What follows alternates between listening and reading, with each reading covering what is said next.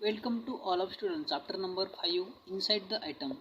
प्रकरण क्रमांक 5 अणूची अंतरंग जे काय असतं त्या प्रकरण आपण सुरुवात केलं. तर त्यामध्ये आपण रुदरफोर्ड स्कॅटरिंग एक्सपेरिमेंट बघितलं. तर ते रुदरफोर्डने काय केलं की अल्फा कणांचा मारा केला एका गोल्ड प्लेटवर आणि गोल्ड प्लेटवर गेलेला अल्फा कण हे अचानक पसरायला लागले. पण काही अल्फा कण हे परत आले कारण त्यामध्ये ॲटम्स हा घटक आहे आणि त्यामध्ये इलेक्ट्रॉन्स आजूबाजूला.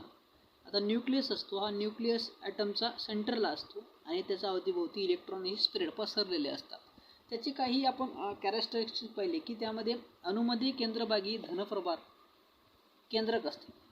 ॲटमचा सेंटरला हा धनप्रभार केंद्रक असतो आणि या केंद्रकात अणूचे जवळजवळ सर्वच वस्तुमान एकवटलेलं असतं, एकाच ठिकाणी साठवलेलं असतं. आणि तिसरं पाहिलं की केंद्राभोवती जे काही इलेक्ट्रॉन नावाचे ऋणप्रभारित कण असतात ते परिभ्रमण करत असतात. जे काही केंद्रकाभोवती जे इलेक्ट्रॉन आहे, केंद्रक आहे, अणूचा हा केंद्रक आहे आणि याच्या भोवती जे फिरणारे आहे ते पसरलेले इलेक्ट्रॉन्स आहेत. सर्व इलेक्ट्रॉनवरील ऋणप्रभार हा केंद्रकावरील धनप्रभारा एवढा विजातीय प्रभाराचे संतुलन होऊन अणू हा विद्युतदृष्ट्या उदासीन असतो. त्यावर कुठलाही चार्ज नसतो. ज्यावर पॉझिटिव्ह चार्ज आहे यांच्यावरती निगेटिव्ह चार्ज सारखा असतो आणि तो उदासीन असतो. कुठल्या न्यूट्रल प्रोसेसमध्ये असतो, तो चार्ज नसतो. त्याला जोपर्यंत तुम्ही चार्ज करत नाही तोपर्यंत तो एखादा आयटम्स हा कॉन्स्टंट असतो. परिभ्रमण करणाऱ्या जे काही इलेक्ट्रॉन व अणुकेंद्रकाचा बाह्य दरम्यान पोकळी असते त्यामध्ये खूप अशी जागा उरलेली असते. असे आपण कॅरेक्टरिस्टिक पाहिले. आता आपण पाहणार आहोत born stable orbit atomic model, म्हणजे बॉरचे स्थायी कक्षा अणुप्रारण काय असतं ते बघणार आहोत. हा व्हिडिओ सेमीसाठी आणि मराठी मीडियम दोघांसाठी असणार आहे, लक्षात घ्या. In years the 1913 Danish scientist Niels Bohr explained the stability of this atom by the putting for the stable orbit atomic model. The importance postulate the Bohr atomic model are follow. सन 1913 मध्ये Danish वैज्ञानिक Niels born यांनी स्थायी कक्षा प्रारूप मांडला, म्हणजे born stable orbit atomic model मांडले 1913 मध्ये. आणि बोरच्या प्रारूपाचे महत्त्वाचे आधारस्तंभ काय आहेत ते बघूया आपण. त्यांनी म्हटलंय की first, the electrons removed around this atomic nucleus in this concentric circular orbit at the certain distance from the nucleus.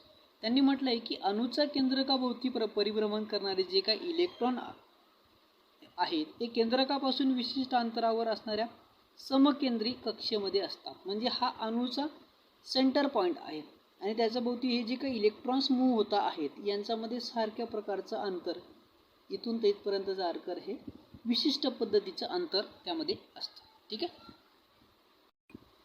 आणि सेकंड त्यांनी मांडलेलं आहे की energy and electron are constant will it, म्हणजेच विशिष्ट कक्षेत असणारी इलेक्ट्रॉनची ऊर्जा स्थिर असते. म्हणजे यामध्ये ज्या सर्क्युलर मोशनमध्ये जे फिरता आहेत त्यांची एनर्जी ही कॉन्स्टंट असते, सर्वांची सारखी असते.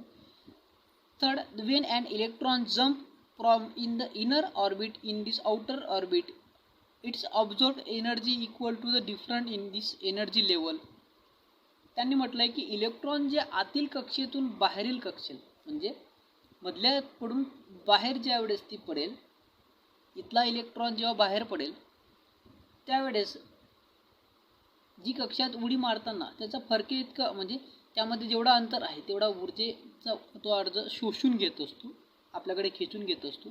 But and the jump and this out orbit to the inner orbit emits the energy equal to the different its energy level. आणि जेव्हा तो बाहेरून आत येतो त्यावेळेस त्याची एनर्जी ही फरकापेक्षा जास्त असते. म्हणजे गेलेली एनर्जी परत तो आणत असतो. जेव्हा तो बाहेर जातो तेव्हा एनर्जी ऑब्झर्व करत असतो आणि ज्यावेळेस तो आउटर सेलमधून इनर सेलमध्ये येत असतो त्यावेळेस तो एनर्जी प्रोड्यूस करत असतो, वाढवत असतो. ठीक आहे. आता इथं बघूया हे जे काही न्यूक्लियरचे सेल आहेत. फर्स्ट सेलला काय म्हणायचं तर हा पॉझिटिव्हली चार्ज ऑफ न्यूक्लियस आहे, तो सेंटर आहे ॲटमचा. ठीक आहे. पहिली सेल असेल तर के सेल्स, दुसऱ्या सेल असेल तर second सेलला L sale, third सेलला M sale आणि फोर्थ सेलला एन सेल. असे हे कवच आहे, के एल एम एन असे सेल आहेत. असा न्यूक्लियसचा असतो. यामध्ये इलेक्ट्रॉन मूव्ह होत असतात, फिरत असतात. पण जेव्हा इलेक्ट्रॉन हा बाहेर जात असतो त्यावेळेस तो एनर्जी शोषून घेत असतो, कॅप्चर करत असतो, आणि ज्यावेळेस इलेक्ट्रॉन हा मधल्या बाहेरून आत येत असतो त्यावेळेस तो एनर्जी प्रोड्यूस करत असतो, तयार करत असतो. ठीक आहे, असं हे बॉर्न स्टेबल ऑर्बिटमध्ये डिसाईड झालेलं आहे. ठीक आहे. Sommerfeld atomic model लेवर put forward after Bohr atomic model the atomic structure as well the studies is deep on the advance of the new branch of the science is called as quantum mechanisms. आता quantum mechanisms हे born यांनी मांडलेलं आहे की बोरच्या प्रारूपानंतर त्यांनी मांडलेल्या थिअरीनंतर आणखी काही नवीन थिअरी मांडली गेली. त्यानंतर उद्याला येणाऱ्या जे काही क्वांटम मेकॅनिझम आहे म्हणजे पूजा यंत्रिकी आहे, या नवीन शाखेमध्ये अणुरचना ॲटॉमिकची स्ट्रक्चर यावर सखोल अभ्यास करण्यात आलेला आहे. ठीक आहे, अणूची ॲटमची जी काही स्ट्रक्चर आहे यावर नवीन स्टडी करण्यात आला. With the all this sums except the fundamental principle of this atomic structure are follows. मग या सर्वांमधून अणुसंरचनेविषयी काही सर्वसामान्य झालेली काही मूलभूत तत्त्वे आहेत, प्रिन्सिपल्स आहेत, फंडामेंटल कन्सेप्ट आहेत, ते नवीन डेव्हलपमेंट करण्यात आले. ते क्वांटम मेकॅनिझम्स या नवीन ॲटॉमिक स्ट्रक्चरमध्ये किंवा न्यूक्लियसमध्ये, प्रोटॉनमध्ये, न्यूट्रॉनमध्ये अशा वेगवेगळ्या स्टडीमध्ये क्वांटम मेकॅनिझम मांडण्यात आलं. ते बॉर्न विल्यम्स यांनी फक्त ॲटमच्या वेगवेगळे सेल्स डिवाईड केले. सेल्समध्ये असणारे इलेक्ट्रॉन्स जेव्हा मूव्ह आणि ऑफ होतात, बाहेर जातात की आउट होतात, बाहेर जातात किंवा इन होतात, त्यावेळेस एनर्जी प्रोड्यूस करतात. इन होताना आउट होताना तो एनर्जी रिड्यूस करत असतो, बाहेर टाकत असतो. पण त्यानंतर जी क्वांटम थिअरी मांडण्यात आली त्यामध्ये ॲटॉमिक स्ट्रक्चर, न्यूक्लियस, प्रोटॉन्स यांचा स्टडी आला, तो आपण पाहणार आहोत. आता पाहणार आहोत आपण ॲटॉमिक स्ट्रक्चर्स म्हणजेच अणूची रचना कशी असेल बघूया. An atom is from the nucleus and this extranuclear part. These contain three types of the substance of particles. मग अणूची रचना ही केंद्रक आणि केंद्रकाबाहेरील जो काय भाग मिळून अणू बनतो, जे काय सेंटर आहे आणि सेंटरचा बाहेरील जो काय भाग आहे, यापासून जो आयटम बनतो, यामध्ये 3 प्रकारच्या अणू कणांचा समावेश असतो. त्यामध्ये प्रोटॉन, न्यूट्रॉन आणि इलेक्ट्रॉनचा घटक असतो. आपण बघूया. हा जो को ॲटम्स तयार झालेला आहे वेगवेगळ्या सेल्सपासून, यामध्ये काही घटकांमध्ये, काही सेल्समध्ये प्रोटॉन असतील, काही घटकांमध्ये न्यूट्रॉन असतील, काहीमध्ये इलेक्ट्रॉन असतील.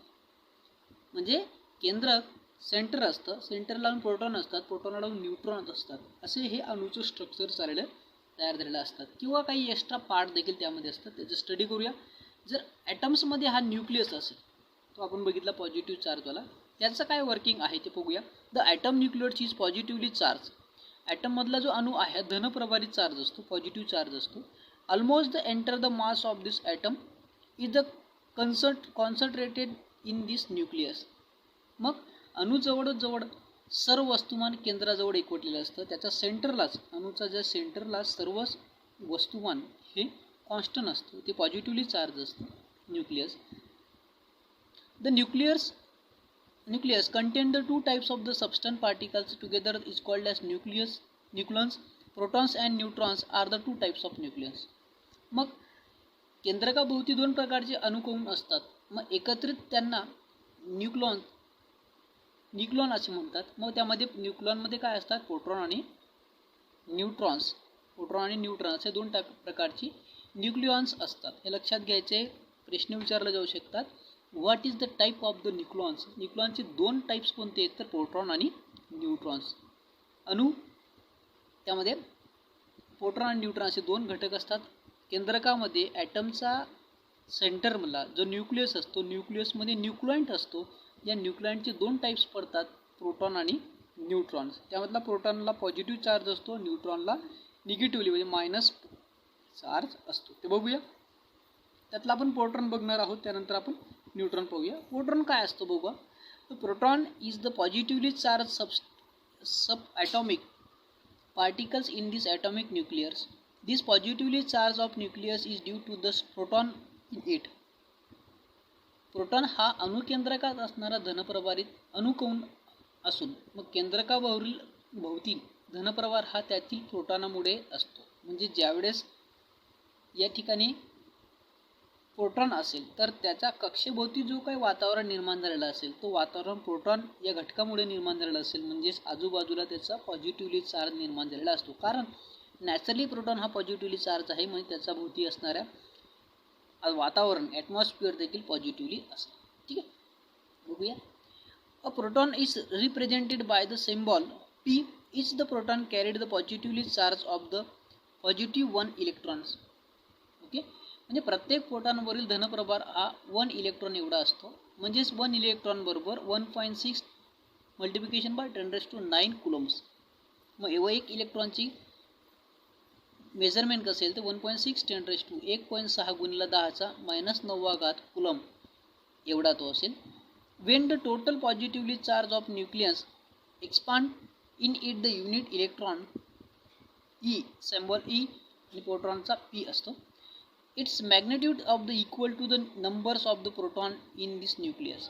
मग हे जे काय मेजरमेंट करणार आहोत की एक इलेक्ट्रॉन बरोबर 1.6 गुणिले 10⁻19 कुलम -19 कुलम एवढं हे इलेक्ट्रॉनचे वजन असेल. त्यामुळे केंद्रकाभोवती या केंद्रकावरील एकूण धनप्रभार हा निगेटिव्ह किंवा इलेक्ट्रॉन या एककाने व्यक्त केल्यास त्याचे परिणाम केंद्रकाचा प्रोटॉन एवढेच असते. म्हणजे एक इलेक्ट्रॉन म्हणजे एक प्रोटॉन, 1e म्हणजे एक प्रोटॉन, याप्रमाणे त्याची संख्या मोजली जाऊ शकते. It is the magnitude of the equal is the number of protons the nuclears the number of proton of number nucleus of an atom in this atomic number of this element and it is the donated by the Z mass. Our proton is the approximately 1 U. 1 Dalton is equal to 1.66 multiplication by 10⁻²27 gram. The mass of one hydrogen atom is also approximately 1 Dalton. U is a unifield mass. U is a unifield mass. इथं पण दिलेलं आहे U is equal to unified mass. त्याला असं म्हणत असतं P plus N is equal to sum mass of weight N. The mass of the one hydrogen atom is approximately 1 U. U म्हणजेच काय, युनिफिल्डेड मास. ठीक आहे, म्हणजेच अणूच्या केंद्रकाभोवतील प्रोटॉन संख्या म्हणजेच त्या द्रव्याचा अणुअंक असून तो Z अक्षराने दाखवला जातो. ॲटॉमिक मास जो आहे ॲटमचा तो Z अक्षराने दाखवला जातो. मग एका प्रोटॉनचे वस्तुमान, मग एका इलेक्ट्रॉनचे वस्तुमान काय असेल तर 1 U म्हणजे त्यामध्ये दिले युनिफिल्ड मास. ओके, 1 U म्हणजेच 1 डाल्टन म्हणजे बरोबर 1.66 गुणिले 10⁻27 ग्रॅम हे त्याचं वजन आहे. मग हायड्रोजनचा एका अणूचे वजन सुद्धा सुमारे 1 युनिफॉर्म मास असतो. म्हणजे हायड्रोजनचं वजन हे देखील 1 डाल्टन एवढंच असतं. ठीक आहे, प्रोटॉनमध्ये पॉझिटिव्ह चार्ज असतो. प्रोटॉन हा P अक्षराने दाखवला जातो. प्रोटॉन हा E सिम्बॉल मेजरमेंट केला जातो. त्यामध्ये Z हे मास असतं, त्याचे वस्तुमान असतं. आणि डाल्टनच्या थिअरीनुसार 1 डाल्टन म्हणजेच हायड्रोजनचं वजन देखील 1 डाल्टन या काउंटिंगमध्ये सारखं प्रमाणात असतं. हे लक्षात घ्यायचं आहे. अणूचा केंद्रकाभोवती पहिल्या, दुसऱ्या, तिसऱ्या कक्षामध्ये प्रोटॉन असतो. प्रोटॉन पॉझिटिव्हली चार्ज असतो. आणि दुसरा आहे न्यूट्रॉन्स, त्यावर निगेटिव्हली चार्ज असतो. ते आपण बघूया.